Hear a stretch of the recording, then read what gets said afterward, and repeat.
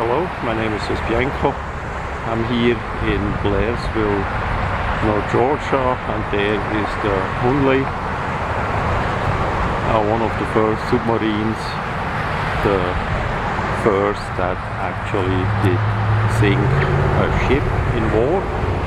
Back then, the Civil War in USA, and they had, I think, a replica made. I don't think that is the original one, but nevertheless, it gives you an impression how it is and how the item look like. It's about 12 meters long.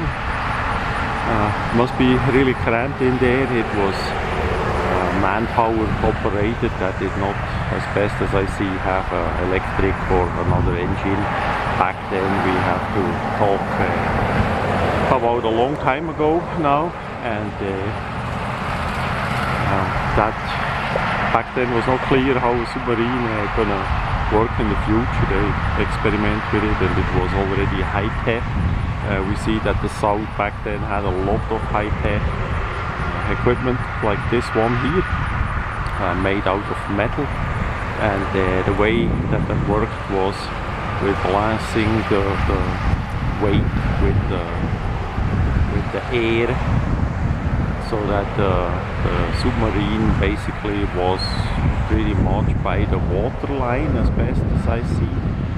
So it did not go down and sink or dive deep like a submarine would nowadays, but it was hiding basically under the water level. Maybe the two little towers did be on top of the water level. That is hard to say. And the couple men that were in it had a hand cranked shaft, and did rotate that so that the propeller at the end did give the item its power to move forward, plus the steering was the same there too.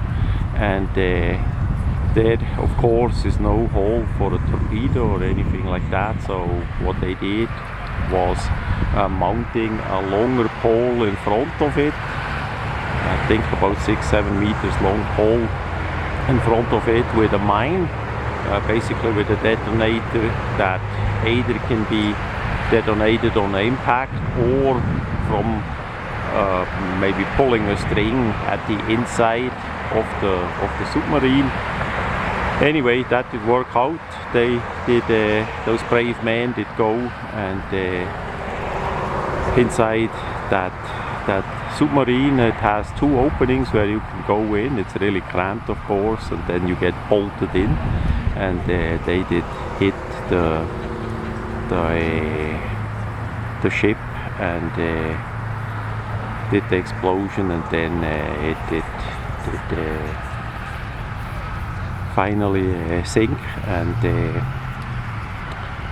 that was the first ship that did sink in any war by a submarine, apparently, how that looks.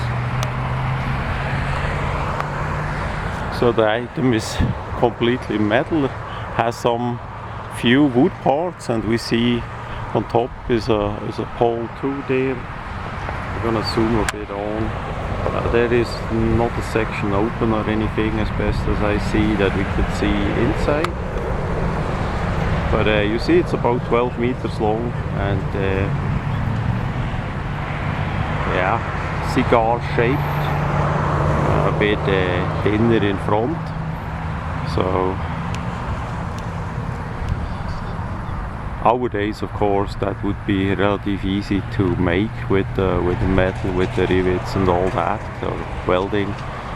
Back then, even glass was a problem. We see those little glass pieces there by the two towers, I would say. So really cramped.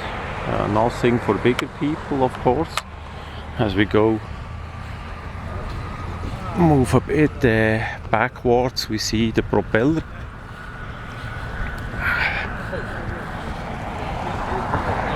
We see there the propeller with the